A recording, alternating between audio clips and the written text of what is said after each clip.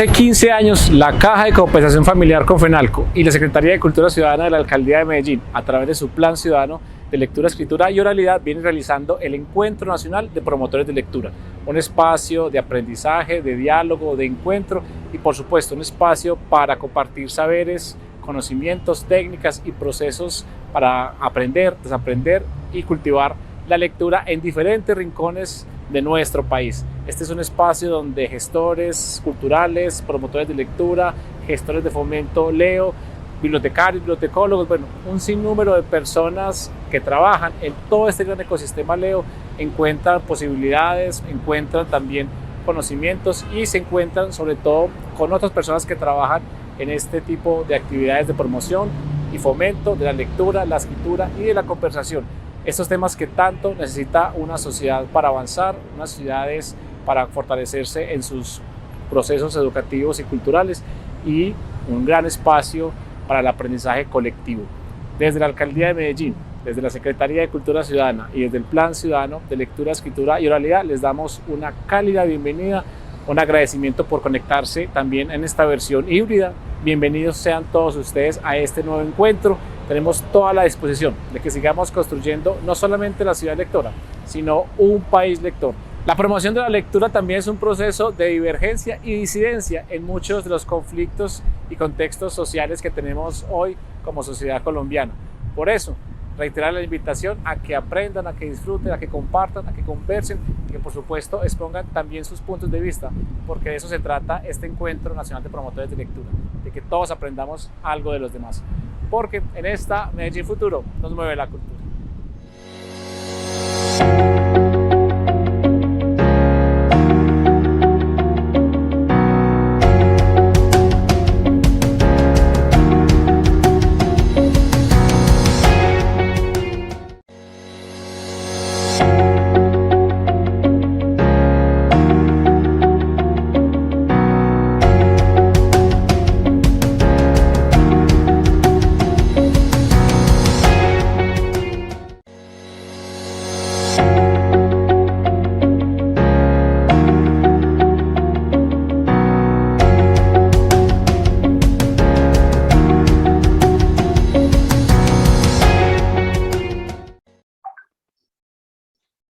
Muy buenos días, bienvenidas y bienvenidos al 15º Encuentro Nacional de Promotores de Lectura, Divergencias y Disidencias en la Promoción de la Lectura. Para Confenalco Antioquia y la Alcaldía de Medellín es un gusto que nos acompañen en esta versión de este evento académico que se ha convertido en icónico para nuestra ciudad y para el país entero. Reunirnos a conversar en torno a prácticas de lecturas, escrituras y oralidades, seguramente será un gran aporte social y cultural. Estaremos en el Encuentro Nacional de Promotores de Lectura entre hoy, 3 de noviembre, y el próximo 5 de noviembre en la tarde, y tenemos una programación muy amplia, con invitados de distintas partes del mundo, de la ciudad también y del país, conversando sobre eso. Disidencias, divergencias y creo que también convergencias alrededor de la promoción de las lecturas, las escrituras y las oralidades. Y para abrir este encuentro nacional, esta celebración de 15 años, me acompañan Daniel Goldin, un investigador mexicano que presentaré por supuesto en un momento, y tenemos una intérprete de lengua de señas colombiana. Yurani también estará con nosotros, al igual que en el resto de la programación, como un factor importante de las distintas formas de leer. Daniel, bienvenido. ¿Cómo estás la mañana de hoy? Estoy muy contento de estar ahí, ahí en Medellín, compartiendo con gente muy querida en una ciudad muy querida, y también muy contento de estar siendo interpretado en lengua de señas colombiana, cosa que nunca me había pasado. He sido interpretado en lengua de señas mexicana y me emociona mucho poder pues verme en lengua de señas. Acá en México hacíamos así para saludar y bueno, también bienvenida a la comunidad sorda colombiana. para quienes están conectados y conectadas con nosotros en este momento, también contarles que tienen opción de acceder a un chat del evento y allí las personas que nos están ayudando con el encuentro van a poder interactuar con ustedes, contestar algunas de sus preguntas o ayudarles si acaso tienen alguna dificultad. Inicio entonces contándoles sobre nuestro invitado, Daniel Goldin. Daniel lleva 63 años luchando por no morir, cosa que a veces logra trabajando y en otras ocasiones sin hacer nada más que disfrutar de música, de Bach a John Cage, pasando por Celia Cruz y Pink Floyd. También disfruta la conversación. Es editor y ensayista. Como editor, el nombre de Goldin se suele asociar al campo del libro para niños y jóvenes, ya que creó y dirigió los proyectos para estos públicos del Fondo de Cultura Económica y de Editorial Océano. Pero una revisión más atenta permite entender su trabajo con los niños y jóvenes como una apuesta decidida por darle a la palabra dialogada un papel cada vez más central en nuestra sociedad. Algo que procuró hacer durante los casi 6 años en que fue director de la Biblioteca Vasconcelos en México. En 2019 recibió el premio Juan Pablos al mérito editorial, el máximo galardón que otorga la Cámara de la Industria Editorial en México. En la actualidad, Daniel dirige la asociación civil Jardín LAC, Lectura, Arte y Conversación, en y para el espacio público. Su más reciente publicación, y de la cual tendremos oportunidad de conversar con él más adelante, es La música de las bibliotecas, política y poética de un espacio público. Daniel, de nuevo, bienvenido y es un gusto tenerte acá en el 15º Encuentro Nacional de Promotores de Lectura. Yo voy a saltarme un poco la bienvenida institucional y a darte una bienvenida como lector para agradecerte la posibilidad de haber tenido en mis manos, y creo que es el caso de muchas personas en América Latina, autores fabulosos y libros fabulosos como Satoshi Kitamura, Anthony Brown, Isol y muchísimos otros. Entonces, toda mi gratitud, Daniel, y quería hacer ese paréntesis antes de iniciar y darte de nuevo la bienvenida. Muchísimas gracias, Felipe. Se te olvidó nombrar a Claudia Rueda, que le publiqué creo que sus 13 primeros libros, y es una autora colombiana muy querida, me da muchísimo gusto haber introducido pues a los circuitos a gente tan querida como ella, como Isol, a la que nombraste, y a muchos autores que pues, o no se conocían o no habían circulado en lengua española, etcétera. Y me da gusto que en Colombia hayan circulado y que se sigan leyendo y viendo, porque parte del asunto de los libros impresos es que se ven, se tocan y se leen Claro de muchas sí. formas. Claro, no, por supuesto. Y más allá también de esa colección entrañable, a la orilla del viento, creo que todo tu trabajo pues ha servido justamente para lo que nombras, leer, ver y tener contacto y conversación con estas formas de la palabra y con estos escritores. Daniel, justo por ahí queremos iniciar esta conversación contigo desde esa faceta de editor justamente.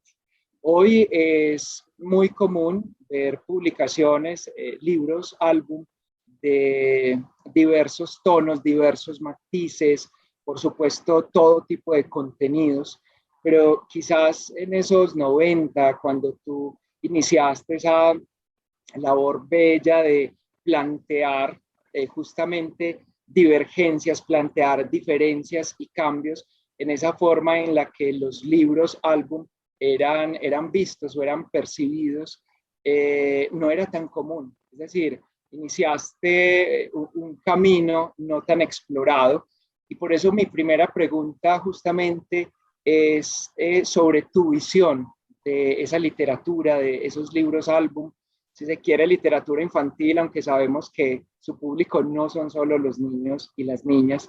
¿Qué visión tienes y qué visión tenías en ese momento? O sea, ¿cómo plantear esa divergencia para llegar a esos títulos entrañables que hemos mencionado hasta el momento y muchos otros?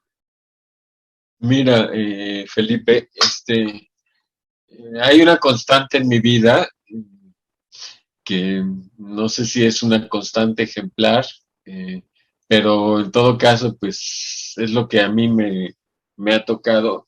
Yo, las cosas en las que profesionalmente he destacado, pues son cosas que he iniciado desde la más completa ignorancia. Yo inicié el catálogo de libros para niños y jóvenes del fondo, no solo los álbumes que se conocen más, sino los libros, e incluso la colección Espacio para la Lectura, las inicié y también mi trabajo como bibliotecario los inicié sin saber gran cosa del campo, donde me estaba introduciendo. Eh, lo que sí tenía claro es que quería seguir mi intuición y que las fórmulas tradicionales no me convencían, ¿no? Recuerdo que cuando me dieron la responsabilidad, el honor pues de asumir el proyecto de libros para niños y jóvenes del Fondo de Cultura Económica, que yo no tenía la más mínima idea de lo que era publicar libros para niños y jóvenes. Empecé a preguntar y empecé a informarme un poco de los manuales, un poquito de lo que decían, y claramente sentí que eso no iba conmigo. Y entonces, pues, digo, de muchas formas, acudí, por un lado, a tener un recuerdo de las cosas que a mí me interesaban o que me hubieran gustado, y a preguntar a otras personas y a decidir que lo que valía la pena era experimentar y tener la capacidad de arriesgarse para ver si te iba bien o te iba mal, pero era por las cosas en las que ibas a creer, ¿no? Y entonces, pues, publiqué algunos libros que entonces eran muy polémicos y que después hicieron libros clásicos. Publiqué autores que me encantaban, y que no eran tan polémicos, pero en todo caso, siempre que publiqué un libro, lo hice pensando que ese libro valía la pena arriesgarse. Algunos eran libros que yo intuía que iban a ser libros con un gran empuje, con un gran éxito, y otros sabía que eran libros para muy pocos, ¿no? Algún libro, por ejemplo, de Beatriz Dumerc, que yo sabía que era una autora que iba a ser para muy pocos, pero que valía la pena que se publicara, porque si no, pues la verdad no creo que valga la pena cortar un árbol para publicar un libro. La verdad, creo que los árboles también son una materia para leer y nos dicen muchas cosas interesantes. Entonces, si ya vamos a cortar un árbol, vale la pena que pensemos que esa pulpa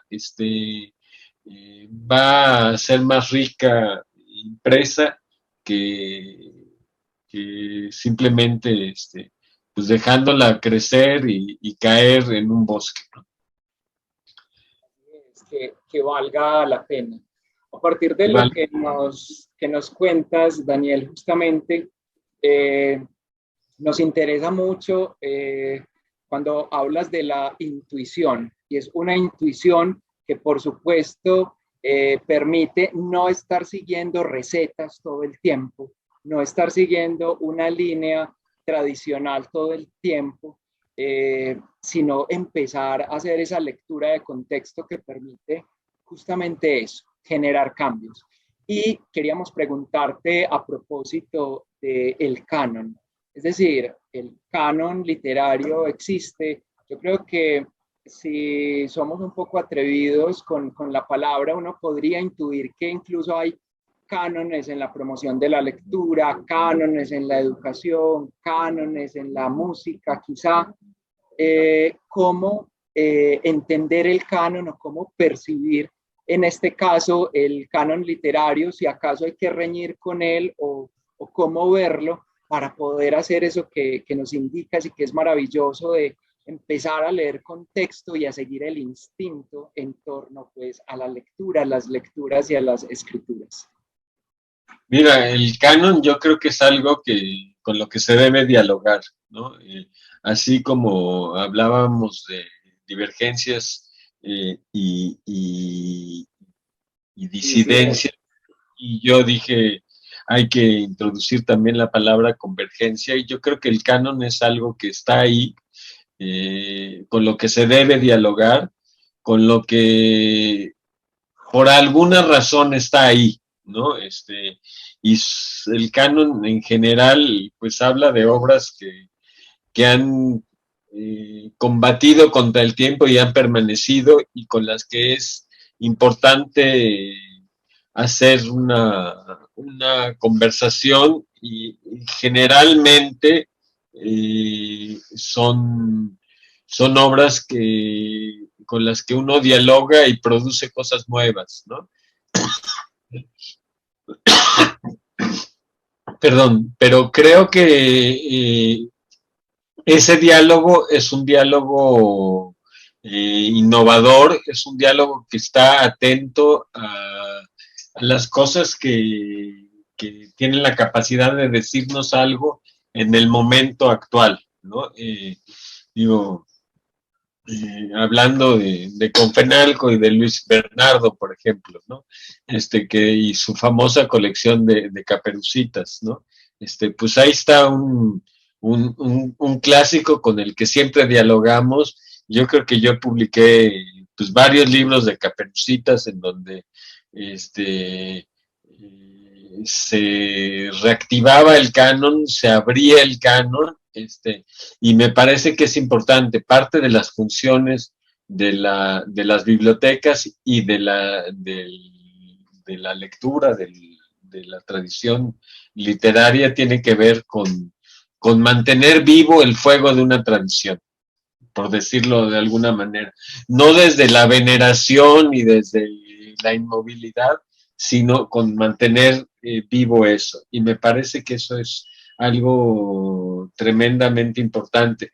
Si tienes la fortuna de hallar algún texto que verdaderamente va a transformar, pues vas a enriquecer el canon, ¿no? A mí me pasó pues voy a decir algunos textos, ¿no? Digo, La peor señora del mundo, que tú en algún momento me mencionaste en las pláticas privadas, pues era un libro que en ese momento las personas que lo leyeron, inclusive el autor, pensaban que era un libro impublicable, y yo dije, este es un libro que a mí me parece que es un libro que se debe publicar.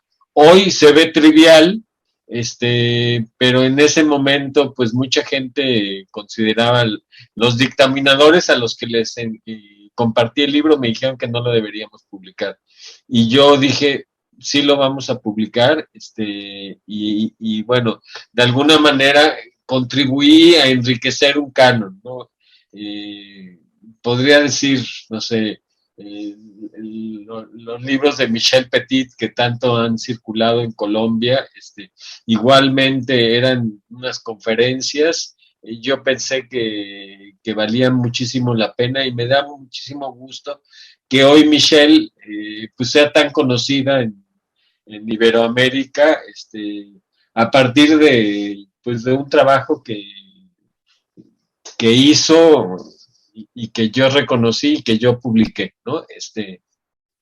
Y Sol, ¿no? Y Sol también, cuando la publiqué su primer libro que a mí me encanta, el Vida de Perros, pues ella quedó en segundo lugar en el concurso A la Orilla del Viento y no le dieron el primer premio. Yo no era jurado, yo era nada más testigo del jurado. No le dieron el primer premio porque pensaban que el niño tenía una cara así como de loco. Y me da muchísimo gusto haber publicado ese libro, haber confiado tanto en Isol y que hoy pues haya ganado el premio Astrid Lindgren, ¿no? Entonces, pero de igual manera pienso que hay que respetar el canon. Hay autores realmente buenísimos, digo, de Moritz Sendak, Helen Oxenbury o muchos otros, que son pues menos iconoclastas y que realmente siguen vivos, ¿no? Y me parece que una de las cosas más graves de esta elogio a la disidencia tiene que ver con haber perdido lo que para mí es esencial, que los libros deben tener presente a sus lectores. Y creo que parte de la producción actual tan iconoclasta, pues no sé si siempre tiene presente a sus lectores, pero yo ya no estoy en el mundo del libro para niños, he perdido esa sensibilidad o por lo menos pues, me he dejado de interesar por ello, y en algún momento de mi vida pues dije que ya había hecho lo que había hecho y que quería meterme a otro lugar y fue cuando decidí meterme a las bibliotecas, ¿no? O por lo menos a una biblioteca, a la Biblioteca Vasconcelos, porque antes había visitado muchas bibliotecas, una que fue particularmente interesante para mí y muy, muy, muy marcante, fue la biblioteca modelo de Medellín, Biblioteca Pública Piloto. la Biblioteca Pública Piloto. Fue una plática realmente muy importante en mi vida. La primera vez que visité Medellín, entendí, entendí algo que la mayoría de los colombianos no sabían. Porque siempre les preguntaba, ¿y por qué es tan importante los movimientos de promoción a la lectura en Colombia, ¿no? Y todos me hablaban de los paisas y de su ánimo y de su enjundia y entendí yo que se había pensado una biblioteca, se había pensado bien, se había pensado como una biblioteca que iba a ser ejemplar y yo desde que tuve esa plática, procuré que todos los proyectos que yo hiciera de alguna forma estuvieran inspirados en esa visión a largo plazo, en esa capacidad de compartir experiencias, de analizar las experiencias, de crear un laboratorio que sea también un espacio para la formación de personas. Y creo que, pues en parte, se los voy a decir así sencillamente, en parte mi deseo de en algún momento ser bibliotecario, pues surgió de Medellín. Así es de que me siento pues muy halagado y muy contento de poder regresar y darles pues las gracias públicamente, ¿no? Bien, Daniel, la alegría es compartida, para nosotros también es motivo de felicidad eso que nos cuentas. Y quisiera pasar justamente al ámbito de las bibliotecas. Ha sido, por supuesto, un gran investigador, editor, ensayista, pero también en el sentido amplio de la palabra, un gran bibliotecario. y seguramente tu paso por la Biblioteca Vasconcelos en México está lleno de historias. Quiero preguntarte justamente por ese momento, en tu cercanía a la lectura, tu cercanía a los autores, tu cercanía al mundo de las palabras, te lleva a esta institución legítima que es la biblioteca. Y ahí, pues seguramente ves también una dinámica a favor de la promoción de la lectura, pero encuentras seguramente unas tradiciones, de alguna forma, cargas de un pasado que quizá no te dejaban tranquilo en tu visión amplia, de seguir los instintos, de buscar, de caminar por rutas distintas a las canónicas y conversando también con lo tradicional, es decir, sin dejarlo a un lado. Por eso preguntarte, Daniel, en la Biblioteca Vasconcelos, ¿cuáles fueron esos grandes retos a los que te enfrentaste para poder transformar o potenciar como lo soñaste cuando estuviste en ese lugar y como lo llegaste a lograr, por supuesto? Mira, Felipe, yo fui miembro del equipo consultivo de la Biblioteca Vasconcelos cuando se estaba pensando la biblioteca y yo combatí esa idea. Yo pensaba que en lugar de crear una mega biblioteca había que crear una red de bibliotecas. Después, sin que yo me imaginara, me tocó la fortuna de que me ofrecieran o de yo acceder a la dirección de la biblioteca, y recuerdo que mi mamá, que había sido bibliotecaria, me acompañó a la ceremonia de donde iba a asumir la dirección de la biblioteca, y me preguntó, ¿no te da miedo? Porque pues es una biblioteca que mide 300 metros de largo, tiene 7 pisos, y yo le dije, pues no, no me da miedo, y en parte no me daba miedo porque ahí estaba, y se le conocía como un elefante blanco, y no pasaba nada, en ese lugar, estaban llenas de estanterías, con muchísimos libros repetidos, y entonces dije, pues, si estoy yo o no estoy yo, la biblioteca va a seguir ahí, no es que si yo me muevo se cae ese edificio. Entonces dije, bueno, pues ahí está, y todo lo que yo pueda hacer para zarandearla, para moverla, para reactivarla, va a ser positivo. Entonces lo primero que yo hice fue dar vueltas y dar vueltas y tomar fotos de la gente y decidir, pues escucharlos.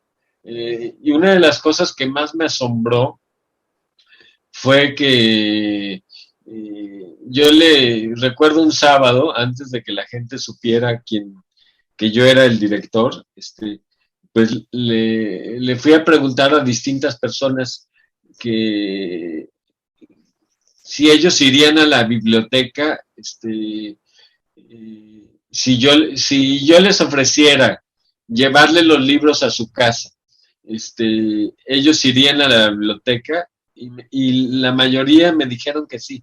Más bien todos me dijeron que sí.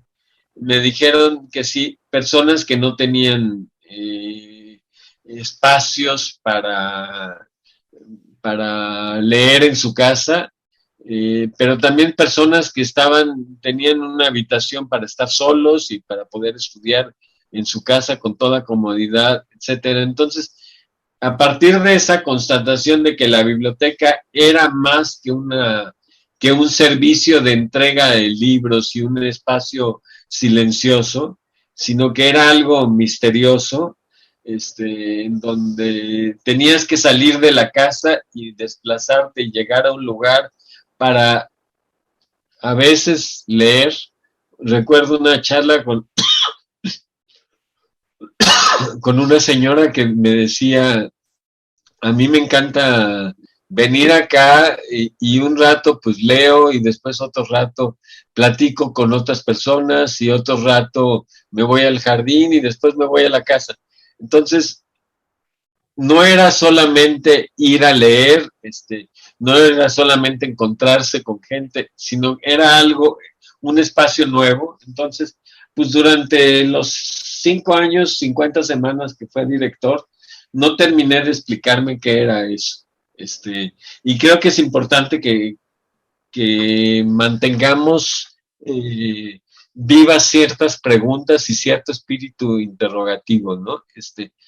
Y digamos, recuerdo, para volver a la historia, que yo entré a la biblioteca por ahí de febrero de no me acuerdo qué año, soy malísimo con los años, eh, eh, eh,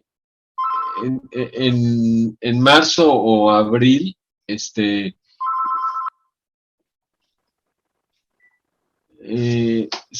iba a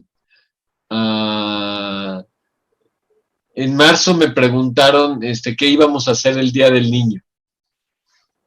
Y entonces yo dije, chin, qué maldición, porque abril es a ver, déjame contestar una llamada. Hola, sí, traigan agua, por favor. 4, gracias. Entonces, Daniel atiende esto. Saludamos a quienes se conectaron posteriormente al Encuentro Nacional de Promotores de Lectura. Estamos justamente en la 15ª versión, abriendo este año el Encuentro Nacional con un invitado muy especial, Daniel Goldin de México, quien nos cuenta a propósito de su paso por la dirección de la Biblioteca Vasconcelos. Continúa, Daniel, por favor. Perdón, es que tenía que atender una emergencia familiar. Entonces, yo había huido del mundo del libro para niños, porque ya dejó de representar para mí un desafío y es bastante desazonante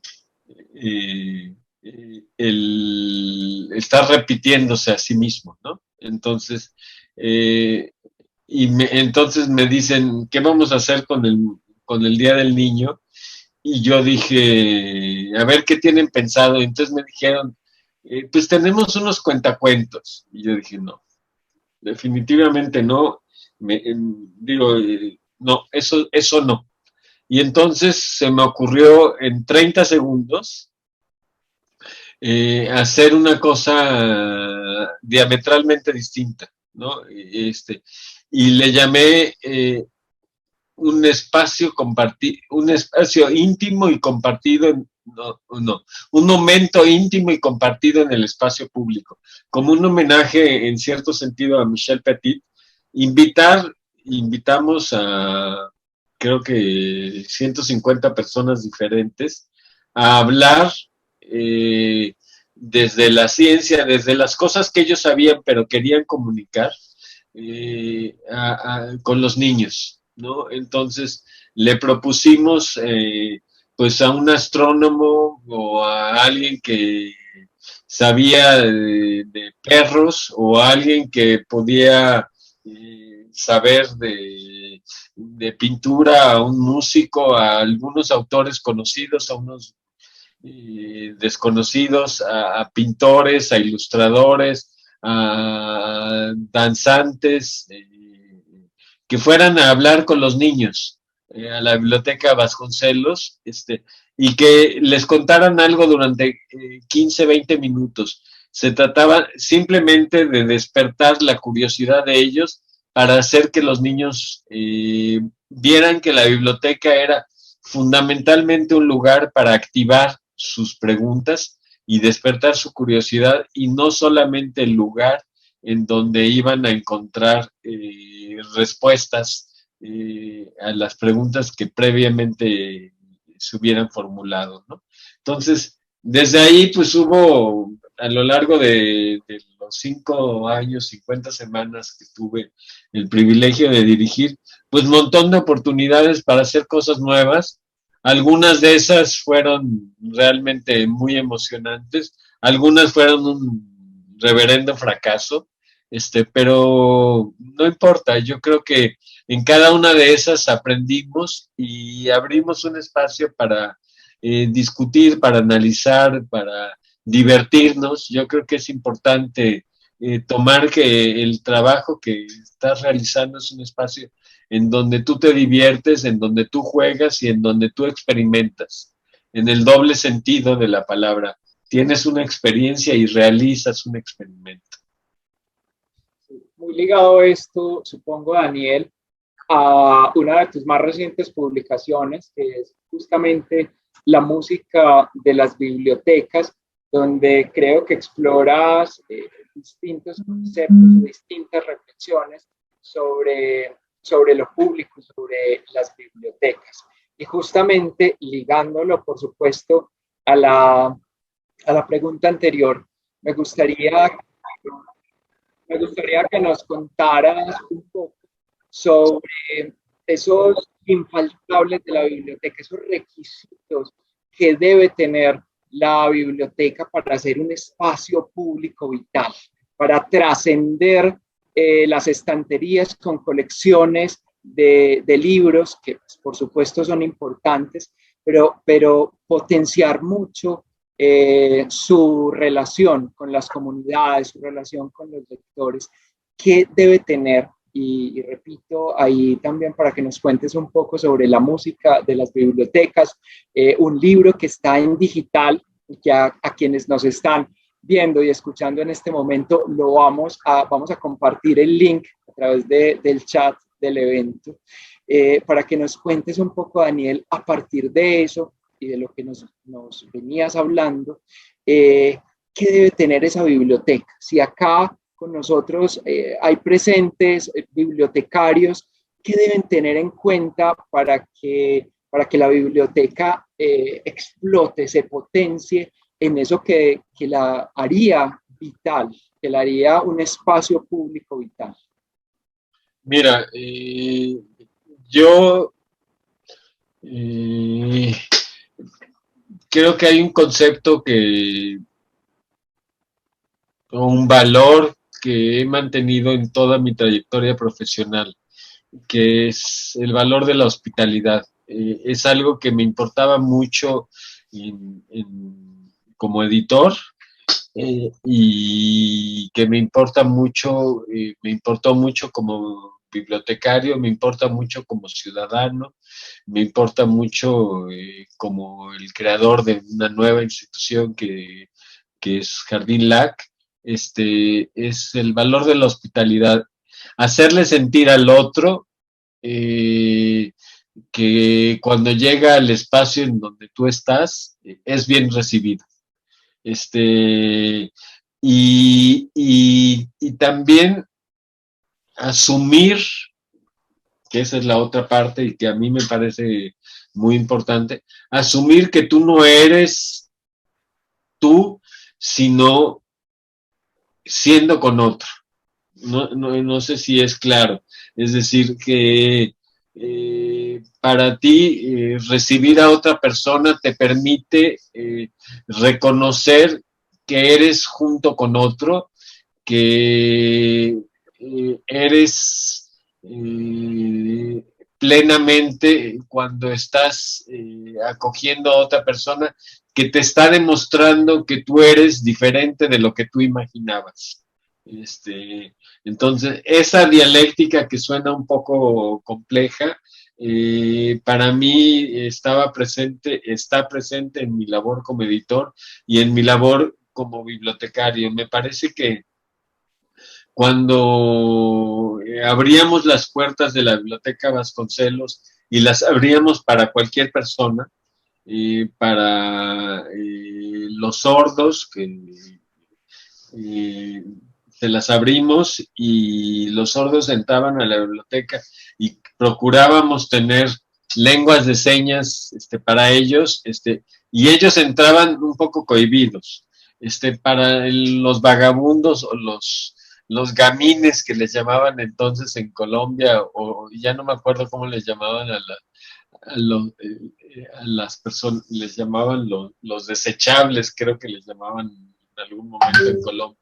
Y entraban todas esas personas sin hogar a la biblioteca y hacerles sentir que era un hogar para ellos la biblioteca, igual que para los chicos y chicas que iban a la biblioteca a bailar o a ligar, heterosexuales o homosexuales, para los que querían ir a estudiar, hacerlos sentir que estaban en su casa y que tenían que respetar que esa casa fuera también para otros, era absolutamente lo más esencial que debe tener una biblioteca.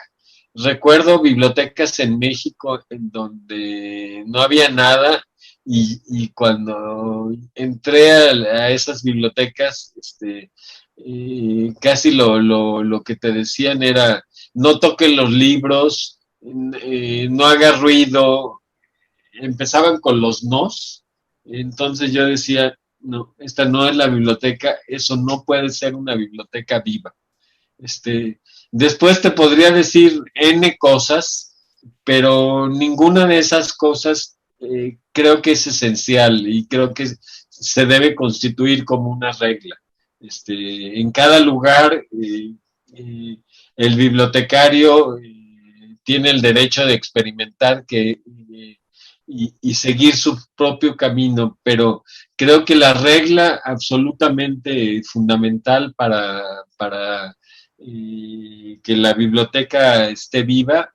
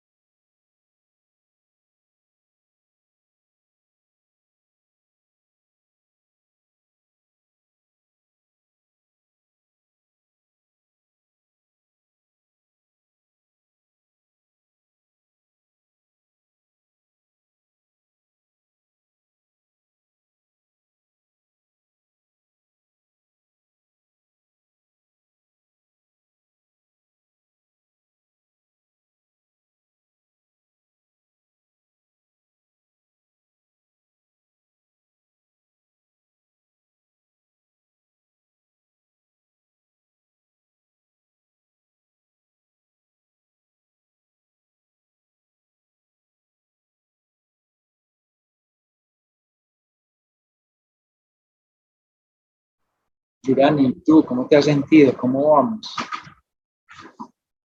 Bien.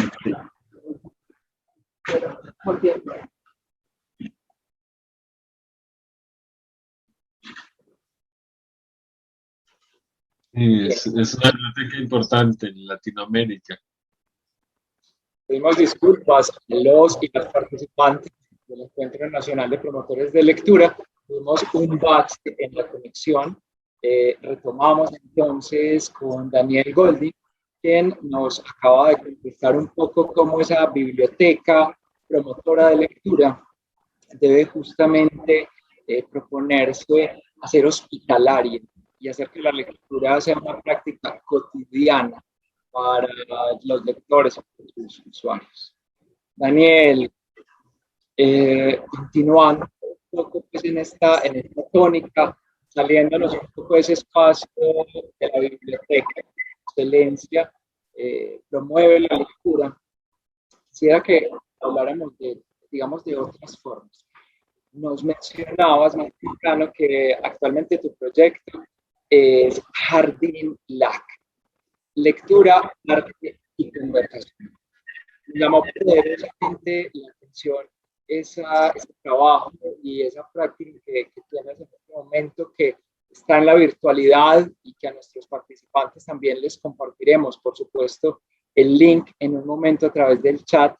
Pero nos decías también que va a hacer también un proyecto en la presencialidad. Entonces nos gustaría muchísimo, Daniel, que nos contaras un poco sobre Jardín LAC, tu proyecto actual. Mira, el Jardín LAC, lectura, arte y conversación en y para el espacio público, es un proyecto que estamos realizando, un grupo de amigos con los que he trabajado durante muchísimos años,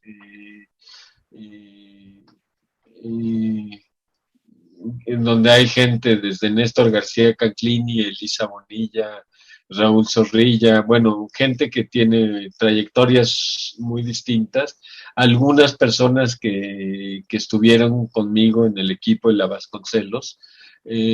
Yo cuando salí de la Vasconcelos dije que nunca más iba a volver a trabajar en el Estado, entre otras cosas porque el Estado, al menos en México, suele ser un espacio que ocupa el gobierno y piensa que el gobierno es dueño del Estado, y yo creo que el gobierno no es dueño del Estado, la sociedad es la dueña del Estado, y entonces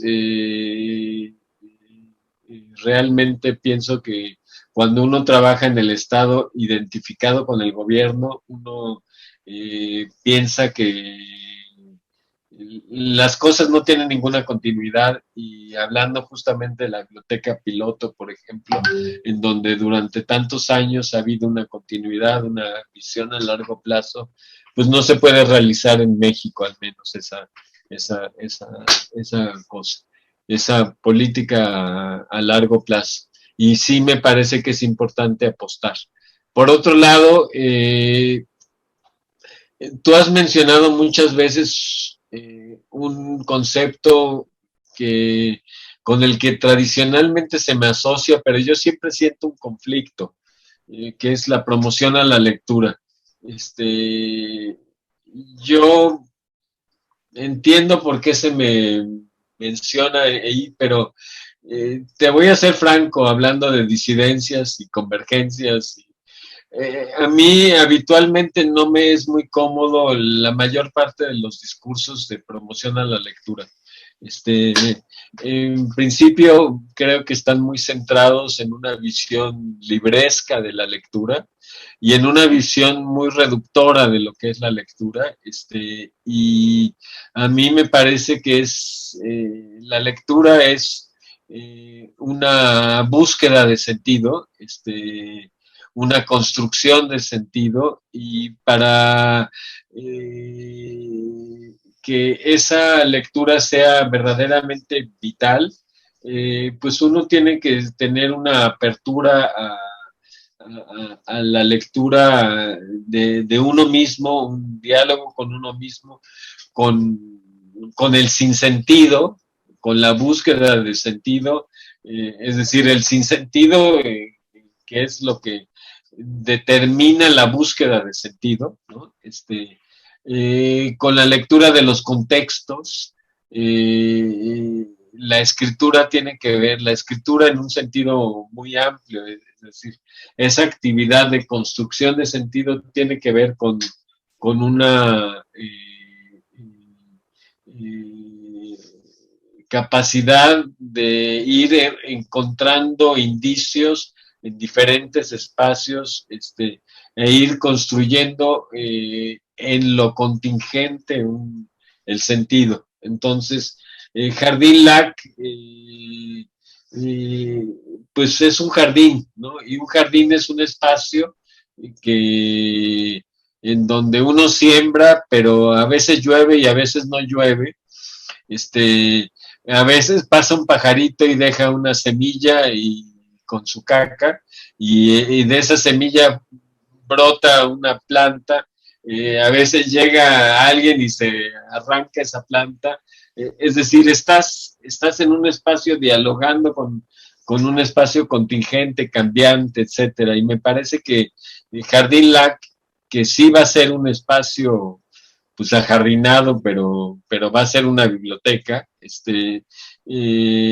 un espacio en donde estamos tratando de mostrar que la biblioteca no es una parcela de un campesino en donde se siembra algo, sino es un jardín en donde están pasando muchas cosas, ¿no? Y donde se puede ir a descansar, donde se puede ir a trabajar, donde se puede ir a bailar, a dormir, etcétera, ¿no? Es una institución que parte también del reconocimiento, es algo que cada vez me queda más claro, de que todo lo que tiene que ver con la cultura y la política hoy está atravesado también por una agenda relacionada con el medio ambiente. Es decir, la Biblioteca Vasconcelos, entre otras cosas, era un espacio absolutamente acogedor porque ahí estaba un jardín que se podía ver desde cualquiera de las ventanas de sus 7 pisos. Y entonces ese espacio verde que se veía y que se transparentaba, pues cambiaba la visión de lo que era la biblioteca para todas las personas.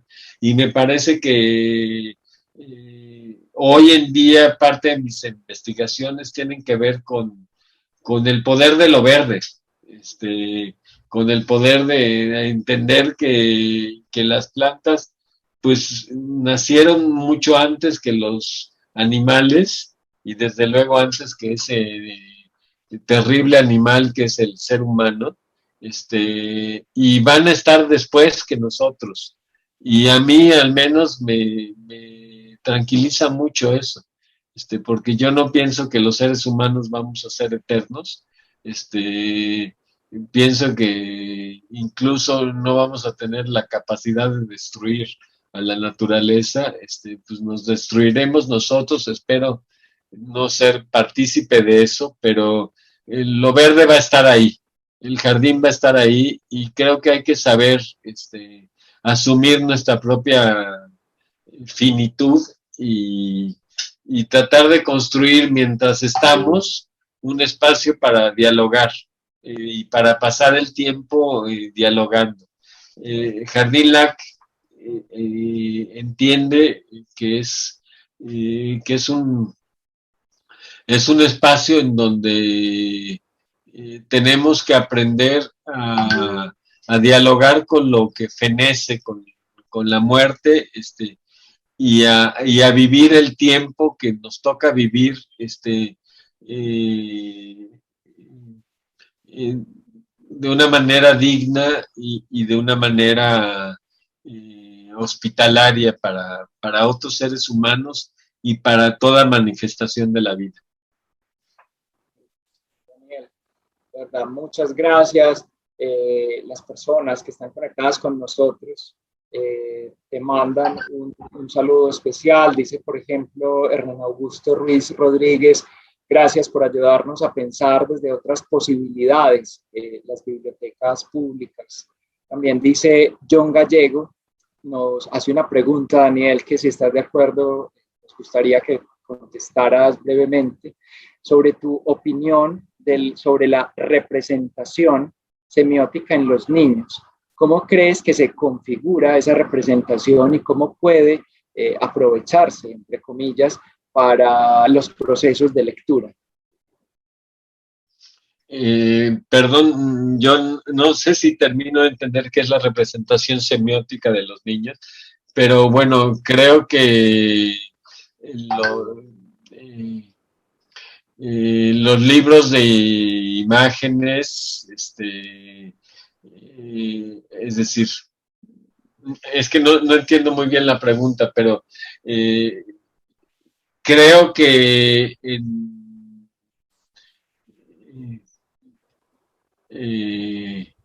Sí, yo creo que John se refiere justamente mucho en clave de la ilustración, es decir, sí. cómo ese mundo de la representación en ellos puede asociarse con prácticas de acompañamiento a los procesos de lectura. Mira, John, yo durante muchos años he visto que no solo que hay un momento terrible. Si los niños observan los libros, y cuando aprenden a leer, dejan de observar los libros. Por fortuna, hay cada vez más conciencia de eso, en parte por los álbumes, y cada vez hay más reconocimiento de grandes lectores que les gustaba observar los libros. Eh, los grandes ilustradores, Anthony Brown, pero también Isol, pero también Claudia Rueda, han hecho un trabajo muy interesante para que la gente observe los libros y, y sienta que los libros, que las imágenes, hay todo un lenguaje que se puede leer de muchas formas, no es un solo discurso, se puede leer de arriba a abajo, de abajo a arriba, de derecha a izquierda, de izquierda a derecha, y que incita a entrar en un universo donde todo puede generar significación. Entonces, me parece que hay que ser muy respetuosos a la hora de promover a la lectura, de que el acceso a la lectura no impida un acercamiento diferente hacia los libros. Es decir, creo que la lectura y la lectura escolarizada, particularmente cuando que casi siempre va acompañada de qué quiso decir el autor, ¿no? Y entonces todo se reduce a como si cada palabra o cada imagen pudiese ser traducida al significado verdadero. Creo que en toda obra de arte hay un exceso y me parece que hay que respetar esa posibilidad de que las obras sigan diciendo y vayan construyendo sentido. No sé si es eso a lo que estabas esperando, pero creo que un trabajo de promoción a la lectura debe ser también acompañado de propiciar un tiempo diferente para los lectores, un tiempo en donde se observa, se escucha, se está de alguna manera activo pasivamente, es decir, entras en otro tiempo. Daniel, de verdad, qué gusto haberte tenido con nosotros abriendo este 15º Encuentro Nacional de Promotores de Lectura. En nombre de todas las personas que estamos acá escuchándote, te doy las gracias. Qué conversación tan profunda, tan amena, y creo que dejas unas reflexiones bien importantes que marcan el inicio de este evento que es tan querido por todos y por todas nosotros. Entonces, de verdad, Daniel, en nombre propio, en nombre de Confenalco Antioquia, de la Alcaldía de Medellín, muchas gracias. Muchísimas gracias por permitirme regresar a esa ciudad tan querida para mí, con gente que admiro y que quiero mucho, y que repito, para mí fue extraordinariamente importante en mi vida personal y profesional. Muchas gracias, Daniel. A Yurani, nuestra intérprete en lengua de señas colombiana, también muchísimas gracias. Y a todos y todas que nos están conectadas con nosotros en el Encuentro Nacional. A continuación viene otra conversación por este mismo enlace. Es una conversación entre Sergio Frugoni, Paula Bombara y Camilo Tobón, donde seguiremos hablando justamente de lecturas, escrituras y oralidades. Daniel, muchas gracias, a todos ustedes también, y seguimos entonces en el Encuentro Nacional de Promotores de Lectura. Hasta luego. Gracias.